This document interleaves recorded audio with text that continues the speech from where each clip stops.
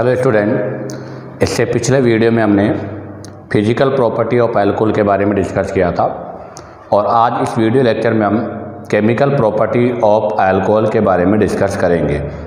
तो आज का हमारा इस वीडियो लेक्चर का पॉइंट है केमिकल प्रॉपर्टीज ऑफ अल्कोहल। तो आज हम केमिकल प्रॉपर्टी ऑफ अल्कोहल के बारे में डिस्कस करेंगे।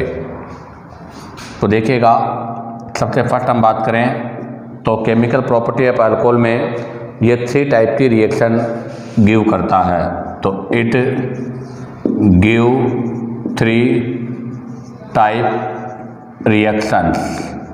इसके वाया 3 टाइप की रिएक्शंस होती है।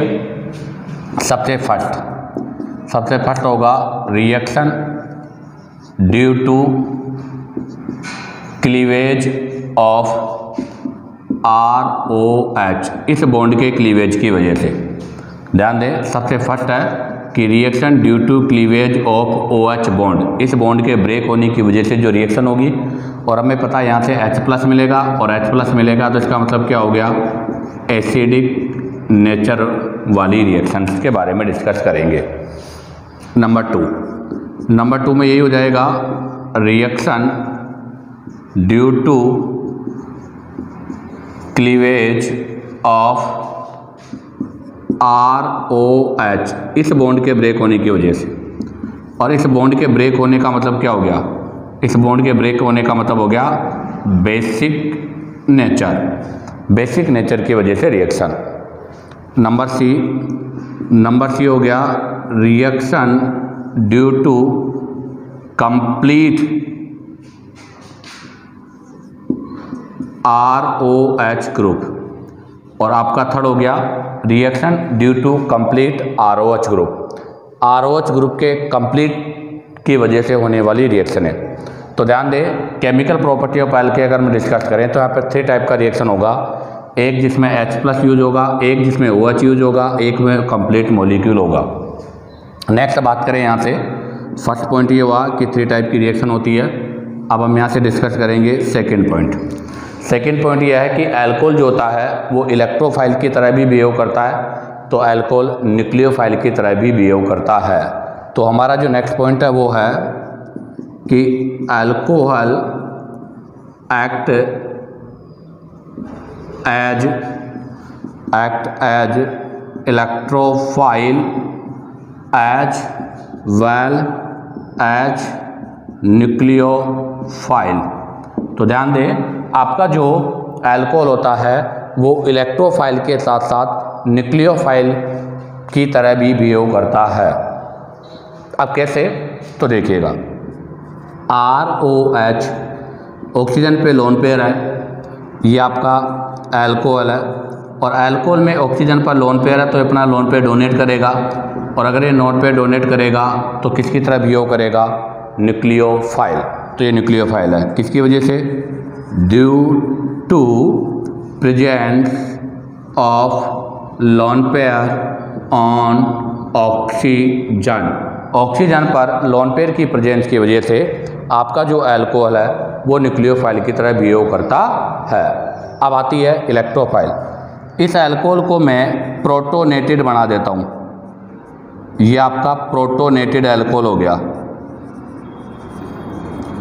क्या बन गया, ये बन गया प्रोटोनेटेड अल्कोहल। और आपका जो प्रोटोनेटेड अल्कोहल होता है वो न्यूक्लियोफाइल नहीं, इलेक्ट्रोफाइल की तरह बिहेव करता है। किसकी तरह बिहेव करता है, इलेक्ट्रोफाइल की तरह बिहेव करता है। क्या रीजन है उसका रीजन है due to presence of positive charge on oxygen पर कौन सा चार्ज प्रेजेंट है, पॉजिटिव चार्ज है। तो ध्यान दें, अभी हमने यहाँ पर 2 पॉइंट के बारे में डिस्कस किया कि अल्कोहल में 3 टाइप की रिएक्शन होती है, cleavage of H, cleavage OH और कंप्लीट मॉलिक्यूल। और सेकेंड हमने कहा कि अल्कोहल जो होता है वो इलेक्ट्रोफाइल और न्यूक्लियोफाइल दोनों की तरह बिहेव करता है। न्यूक्लियोफाइल तो है क्योंकि ऑक्सीजन पे लोन पेयर है, और इलेक्ट्रोफाइल इसलिए क्योंकि उसके अंदर पॉजिटिव चार्ज प्रेजेंट है। अब आप यहाँ से इसका स्क्रीनशॉट लीजिएगा। अब हम नेक्स्ट पॉइंट्स के बारे में डिस्कस करेंगे। तो देखिएगा, सबसे फर्स्ट हम डिस्कस करेंगे reaction due to cleavage of ORH bond. इस बॉन्ड में ब्रेकिंग की वजह से रिएक्शन। तो आप ज़रा देखिएगा, ROH यहाँ से H+ देगा तो इसको हम क्या बोलेंगे, ब्रोंस्टेड एसिड बोलेंगे। ये बन गया आपका ब्रोंस्टेटेड एसिड, क्योंकि इसने प्रोटॉन डोनेट किया है। और ये OR- जो है वो है बिहेव लाइक एच न्यूक्लियोफाइल की तरह बिहेव कर रहा है। और H+ आयन की वजह से इसका जो रिएक्शन होगा वो किसको रिप्रेजेंट करेगा, एसिडिक नेचर को रिप्रेजेंट करता है। अब हम यहाँ से इसकी डिफरेंट अल्कोहल में रिएक्टिविटी ऑर्डर के बारे में डिस्कस करेंगे। तो देखिएगा, मैंने सबसे फर्स्ट लिया है मेथेनॉल, सेकेंड हमने लिया है एथेनॉल जो कि 1 डिग्री अल्कोहल है। इसके बाद हमने लिया है आइसोप्रोपाइल अल्कोहल 2 डिग्री है। और इसके बाद में हमने लिया है टर्सरी ब्यूटाइल अल्कोहल जो कि 3 डिग्री है। अब आप चेक कीजिएगा, इन सब के हम कॉन्जुगेटेड बेस बनाते हैं। तो यहाँ से इसका कॉन्जुगेटेड बनेगा CH3O-, इससे बनेगा CH3CH2O-, इसका कॉन्जुगेटेड बेस बनेगा O-, और इसका कॉन्जुगेटेड बेस बनेगा ये। अब आप ज़रा देखिएगा, यहाँ पर आपके पास मोर अल्काइल ग्रुप है तो इनका +I होगा, इसलिए नेगेटिव चार्ज इंक्रीज होगा। और अगर नेगेटिव चार्ज इंक्रीज होगा तो इसकी स्टेबिलिटी क्या होगी, लेस होगी। तो इसका रिएक्टिविटी भी क्या होगा, लेस होगा।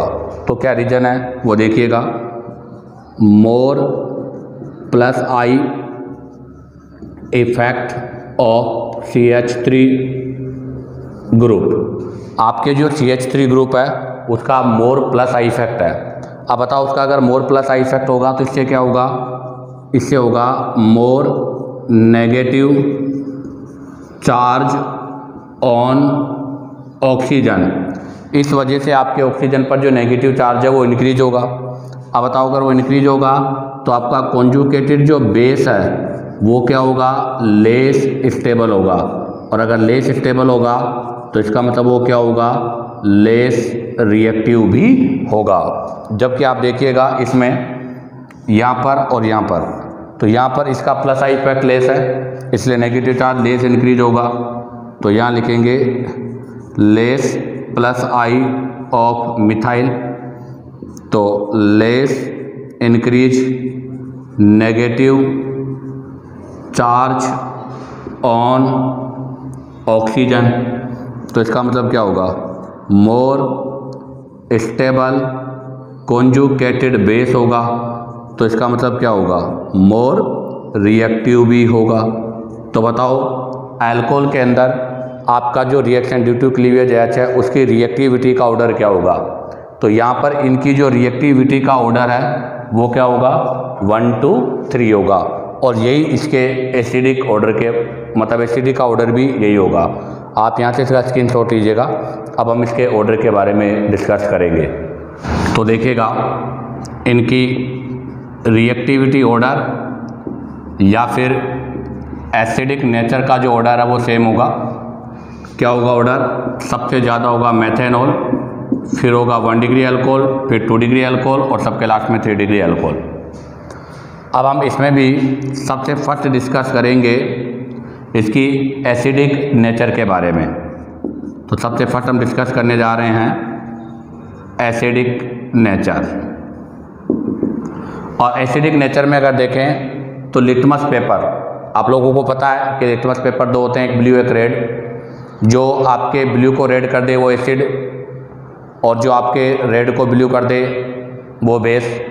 तो एसिडिक नेचर में अगर हम बात करें तो ये न्यूट्रल फॉर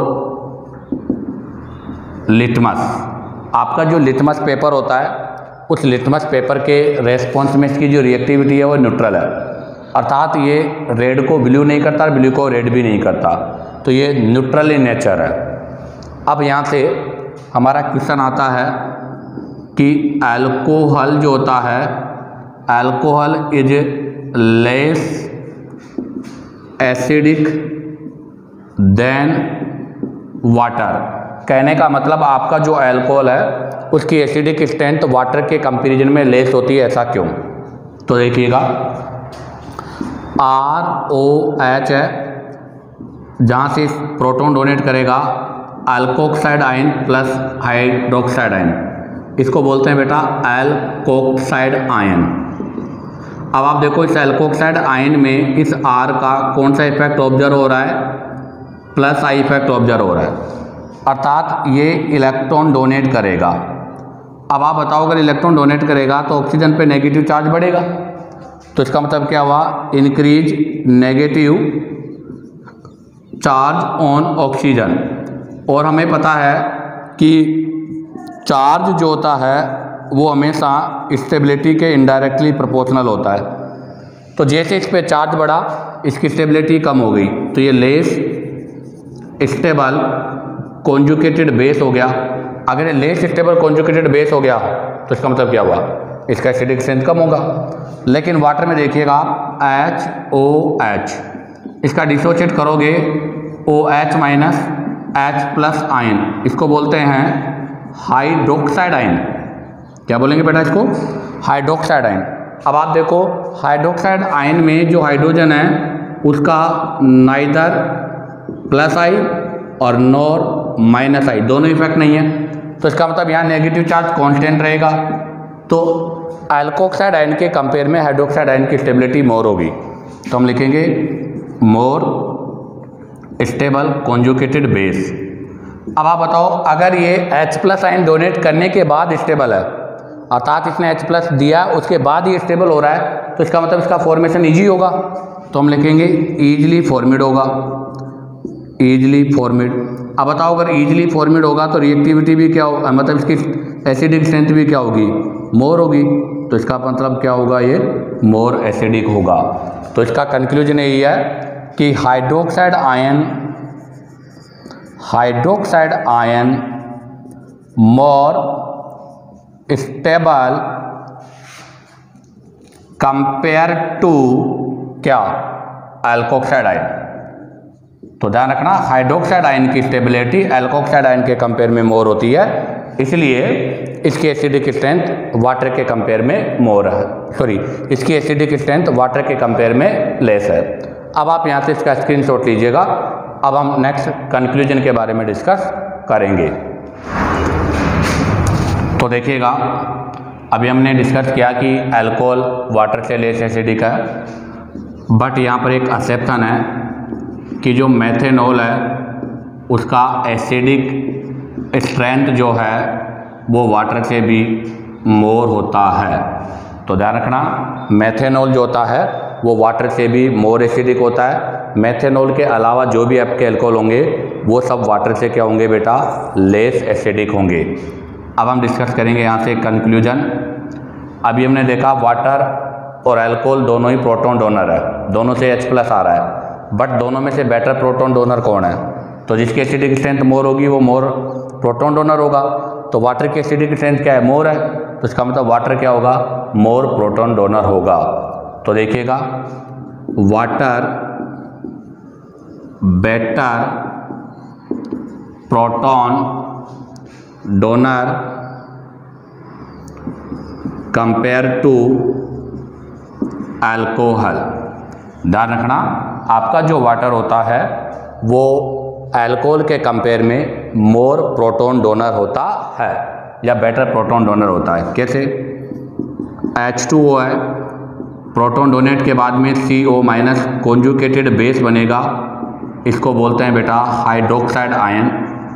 और हमें पता है कि हाइड्रोक्साइड आयन मोर स्टेबल है कंपेयर टू अल्कोक्साइड आयन।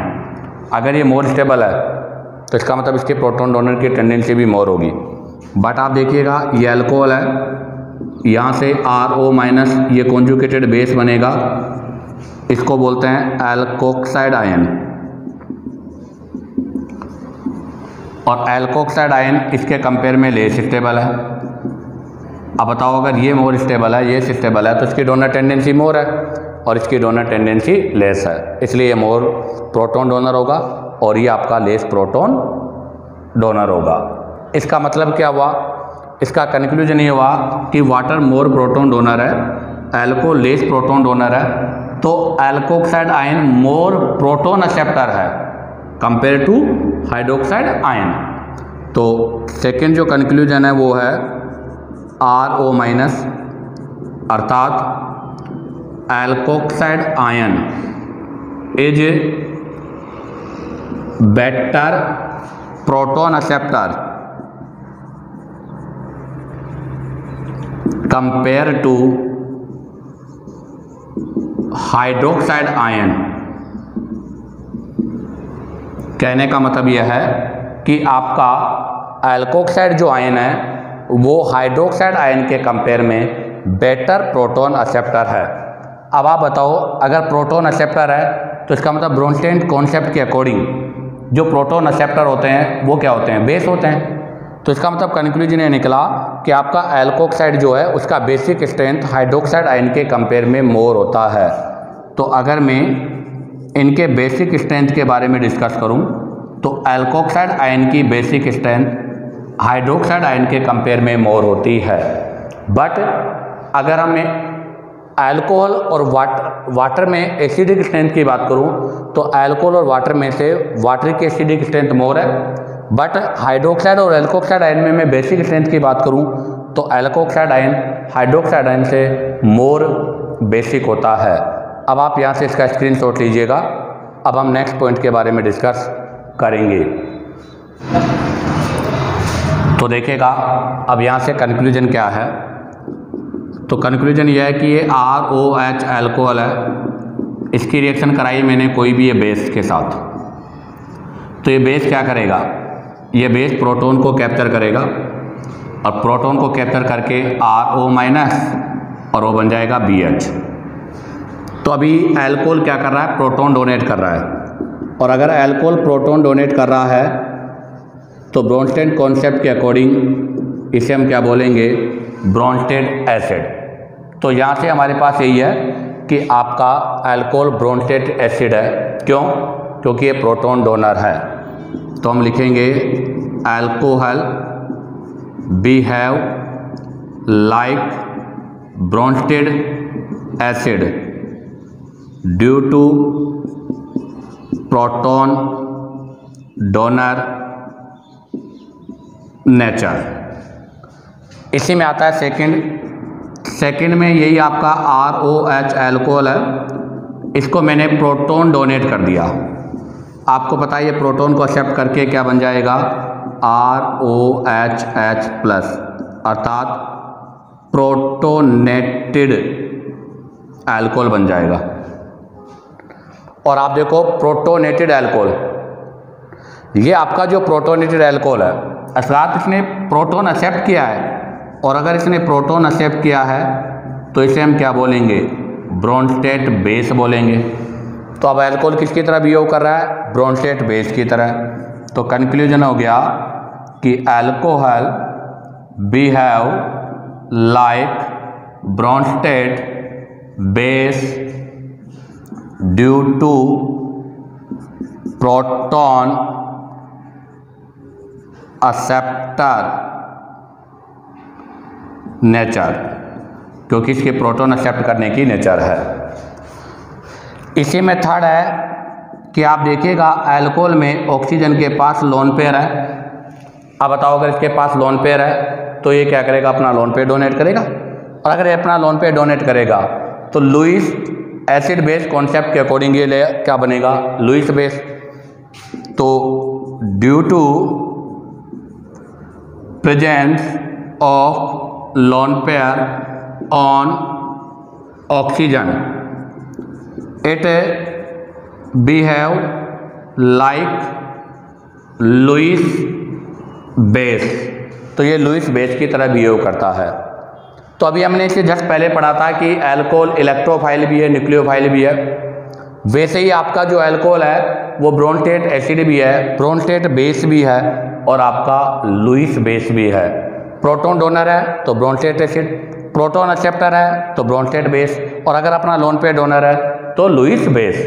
इसी के साथ आपका ये इसका एसिडिक नेचर का पोर्शन कंप्लीट होता है। अब आप यहाँ से इसका स्क्रीनशॉट ले लीजिएगा। तो देखिएगा अब हम second reaction with active metal, reaction with active metal.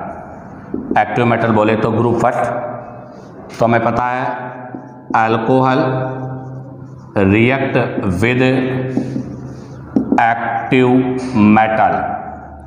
कौन कौन सी है? सोडियम और potassium. Alcohol react with active metal sodium and potassium and give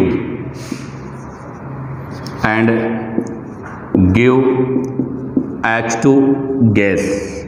और H2 गैस का रिमूव होना ही आपके अल्कोहल के एसिडिक नेचर को रिप्रेजेंट करता है। तो ROH इसके 2 मोल ले लीजिएगा। इसकी रिएक्शन कराएंगे हम 2 मोल सोडियम के साथ। तो सोडियम रिप्लेस बाई H, तो यहाँ से बनेगा 2RONA सोडियम एल्कोक्साइड और H2 गैस रिलीज हो जाएगी। तो यह है रिएक्शन विद एक्टिव मेटल का पार्ट। एग्जाम्पल लेना चाहूँ तो इसमें मैं एग्जाम्पल ले लेता हूँ CH3CH2OH एथेनॉल। इसका रिएक्शन कराया मैंने सोडियम के साथ, अभी 1 मोल है। तो यहाँ बनेगा CH3CH2O एंड सोडियम इथोक्साइड।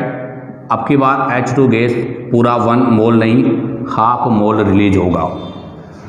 ऐसे ही अगर हम बात करें तो एल्यूमिनियम, मैग्नीशियम और zinc also react with alcohol. ध्यान रखना, एल्यूमिनियम, मैग्नीशियम और जिंक भी अल्कोहल के साथ रिएक्शन करता है। और इसमें से सबसे ज़्यादा जो रिएक्शन होती है वो किसके साथ होती है? अल्कोहल के साथ होती है। कैसे?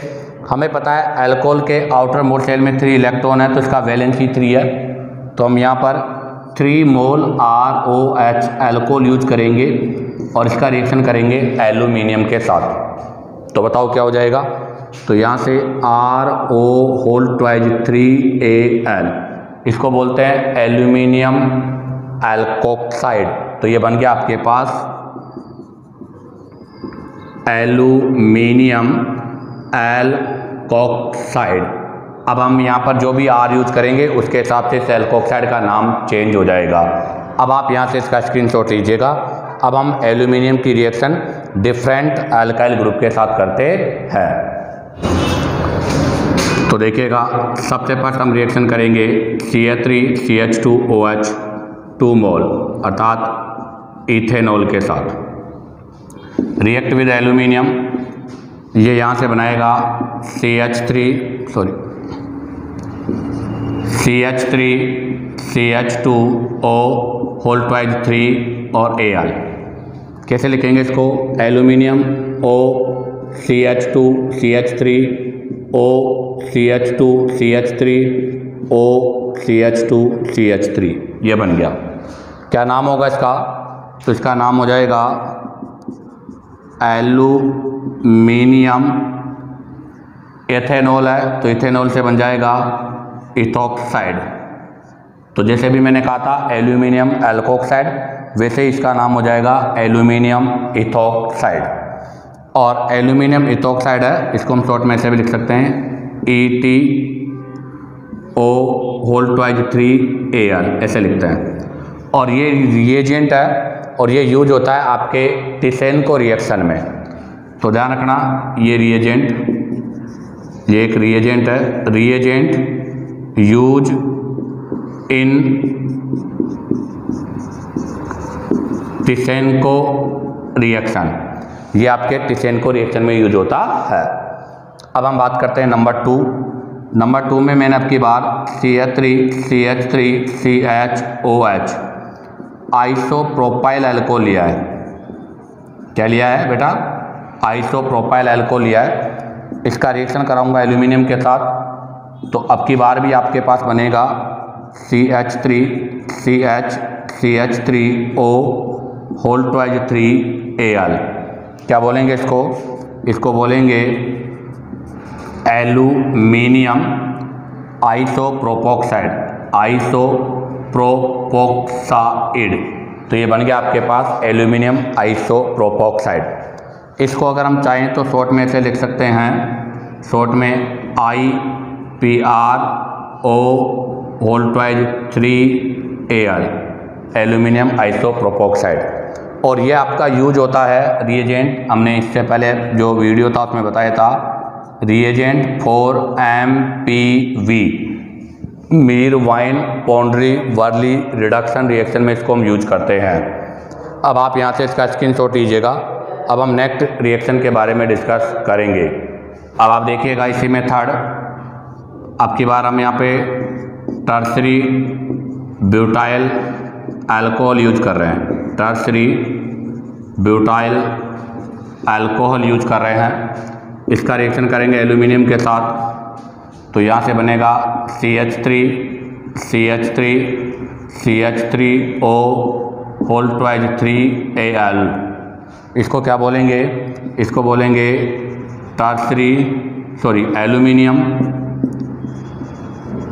Aluminium tertiary butoxide. और इसको चाहे तो हम शॉर्ट में से लिखेंगे TBUO होल ट्वाइज 3Al, ये लिखते हैं इसको। तो इसी के साथ आपका ये, और एक चीज़ और ध्यान रखना, ये कहाँ यूज होता है? तो ये भी रिएजेंट है, reagent use in Oppenauer oxidation. ये MPV का जस्ट अपोजिट है, Mir wine Ponndorf Verley reduction का जस्ट अपोजिट है, और उसके अंदर हम इसको रिएजेंट के रूप में यूज करते हैं। अब आता है नंबर 3।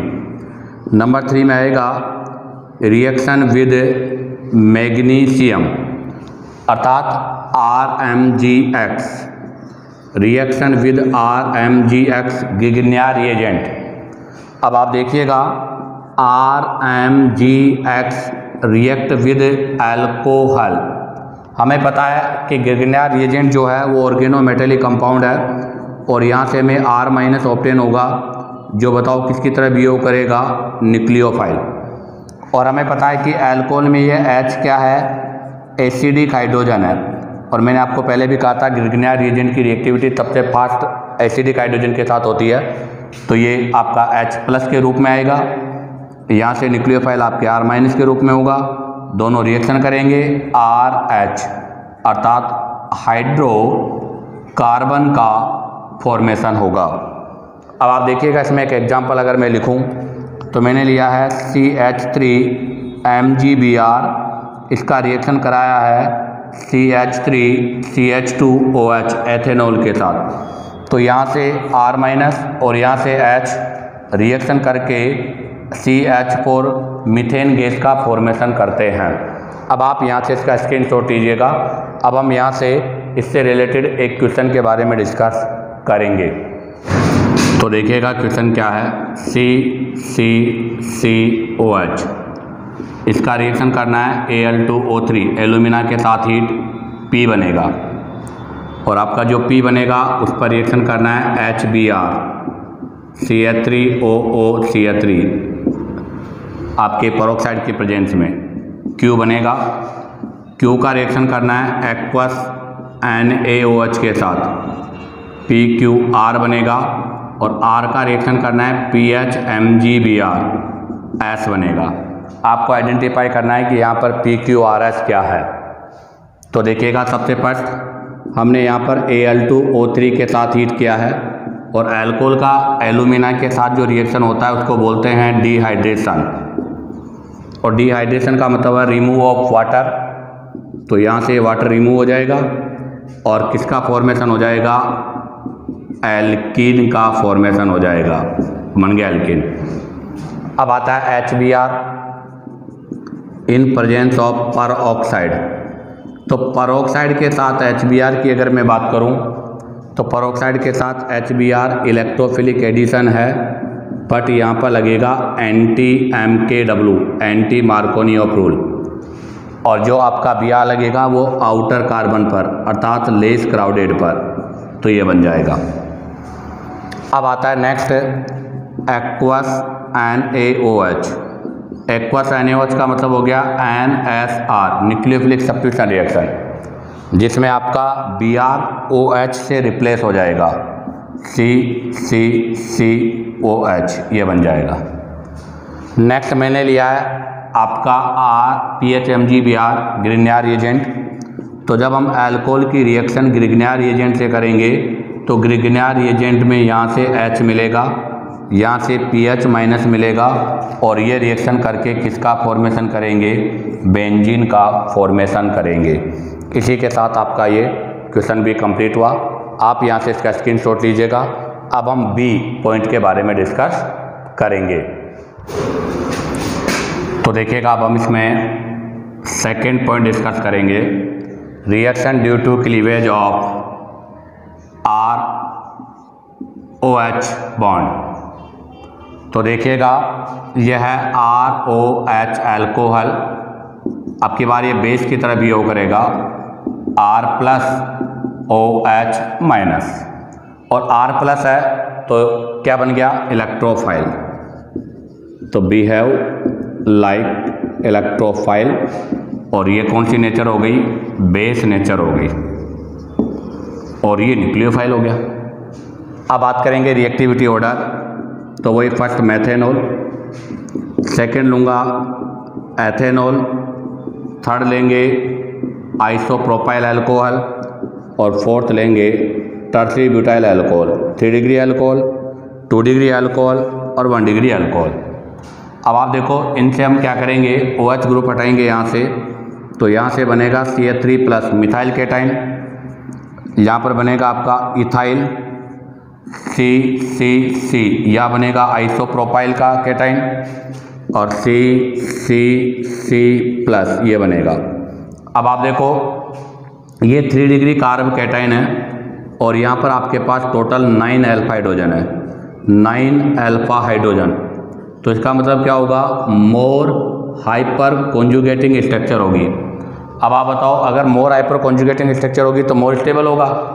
तो इसका मतलब ये हुआ कि ये मोर स्टेबल कार्बोकेटाइन है, तो इसकी मतलब इसका मोर रिएक्टिव भी होगा, इसकी रिएक्टिविटी फास्ट होगी। जबकि आप देखिएगा, इसमें कोई भी एडवांटेज नहीं है, यहाँ पर इसको एडवांटेज है ओनली 3 अल्फा हाइड्रोजन है। तो यहाँ पर क्या होगा, लेस हाइपर कॉन्जुगेटिंग स्ट्रक्चर होगी, तो आपका ये लेस स्टेबल केटाइन होगा इंटरमीडिएट, और अगर ये लेस स्टेबल होगा तो इसकी रिएक्टिविटी भी क्या होगी, लेस होगी। अब आप यहाँ से इसका स्क्रीनशॉट लीजिएगा। इनके हम रिएक्टिविटी ऑर्डर और इससे रिलेटेड रिएक्शंस के बारे में डिस्कस करेंगे। तो देखिएगा, आपके रिएक्टिविटी ऑर्डर जो होगा वो चेंज हो जाएगा। सबसे लेस होगा मेथेनॉल का, और सबसे मोर होगा 3 डिग्री का। ये इनके बेसिक ऑर्डर भी होगा, ये इनका बेसिक ऑर्डर भी, ध्यान दें। अब हम बात करते हैं आगे। अगर हम आगे डिस्कस करें तो हमें पता है, इसमें सबसे फर्स्ट रिएक्शन हम जो यूज़ करेंगे, रिएक्शन विद HX, और ये सब रिएक्शनें किसका पार्ट है बेटा, NSR न्यूक्लियोफिलिक सब्स्टिट्यूशन। और न्यूक्लियोफिलिक सब्स्टिट्यूशन रिएक्शन के बारे में डिस्कस कर चुके हैं, तो ये सब NSR का पार्ट है।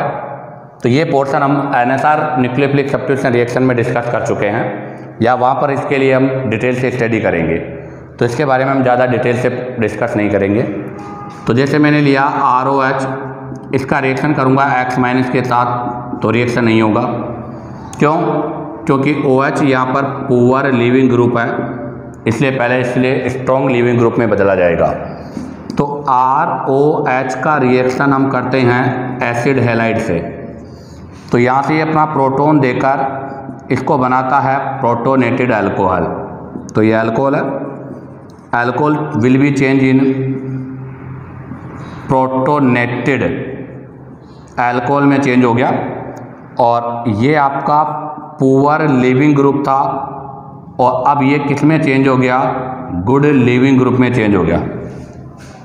अब आप देखो, जैसे ये वाटर यहाँ से रिमूव हो जाएगा R प्लस इंटरमीडिएट का फॉर्मेशन हो जाएगा और आगे आपका रिएक्शन हो जाएगा, जिस पर आपका न्यूक्लियोफाइल X अटैक करके एल्किल हैलाइड का फॉर्मेशन करेगा। इसमें भी हमने आपको रिएक्टिविटी ऑर्डर के बारे में डिस्कस कर लिया था। HI की रिएक्टिविटी सबसे फास्ट है और HF की रिएक्टिविटी सबसे स्लो है। नंबर टू था इसके अंदर रिएक्शन विद PCl3, तो ROH के 3 मोल, इसका रिएक्शन करा PCl3 के साथ, यहाँ से आपके पास 3RCl बना और साथ में H3PO3 का फॉर्मेशन हुआ। ये पार्ट था SN2 का और ये पार्ट था आपका SN1 का। अब आप यहाँ से इसका स्क्रीनशॉट लीजिएगा। अब हम नेक्स्ट रिएक्शन के बारे में डिस्कस करेंगे। नेक्स्ट है third reaction with PCl5, ROH react with PCl5, it is the part SN2। यहाँ से आपके पास होता है RCl और POCl3। नंबर 4 था रिएक्शन विद SOCl2, इसको हम बोलते हैं डार्जन, और सबसे बेस्ट मेथड था सर ये। It is the best method for the preparation of alkyl halide. ऐसा क्यों? क्योंकि इस रिएक्शन में जो बाई प्रोडक्ट है वो दोनों गैस है, उनको हम इजीली रिमूव कर देते हैं। तो ROH react with SOCl2 thionyl chloride के साथ इन प्रेजेंस ऑफ पिरिडीन, तो ये SN2 है। क्या बनेगा? Halide, SO2 gas remove, hydrochloric acid भी रिमूव। और नंबर 5 रिएक्शन विद अमोनिया, इसको बोला जाता है अमोनोलाइसिस। क्या बोलेंगे इसको हम? अमोनोलाइसिस। और ये किसका मेथड है? ये मेथड है प्रिपरेशन ऑफ अमाइन, अमाइन बनाने का मेथड है बेटा। इससे अमाइन का फॉर्मेशन होगा और कोई सा भी अमाइन हम बना सकते हैं। ROH अमोनिया के साथ रिएक्शन करेगा, RNH2 का फॉर्मेशन करेगा और वाटर। यहाँ से आपका अमाइन 1 डिग्री भी हो सकता है, आपका अमाइन 2 डिग्री भी हो सकता है, अमाइन 3 डिग्री भी हो सकता है। तो इसके लिए एग्जांपल देखिएगा। CH3 CH2 OH plus ammonia, तो यहाँ से बनेगा CH3 CH2 NH2, अर्थात 1 डिग्री अमाइन का फॉर्मेशन हो गया। लेकिन अब की बार मैंने CH3 CH2 OH के साथ जो रिएक्शन किया है वो ऑलरेडी 1 डिग्री अमाइन के साथ ही किया है। तो बताओ क्या होगा? तो ऐसी स्थिति में CH3 CH2 NHR 2 degree amine का फॉर्मेशन हो जाएगा, क्योंकि 1 डिग्री अमाइन, 2 डिग्री अमाइन और आपका अमोनिया ये न्यूक्लियोफाइल की तरह बिहेव करते हैं। इसी के साथ आपका ये reaction due to cleavage of ROH का बॉन्ड वाला जो पोर्शन है वो कंप्लीट होता है। उम्मीद करता हूँ कि आपको वीडियो पसंद आया होगा। अगर आपको वीडियो पसंद आया हो तो लाइक सब्सक्राइब करना ना भूलें।